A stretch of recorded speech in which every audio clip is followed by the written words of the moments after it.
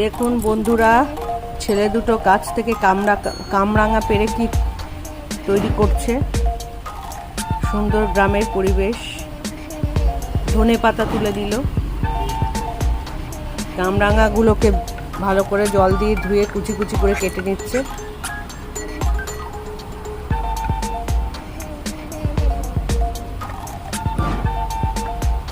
বাহ, খুব সুন্দর।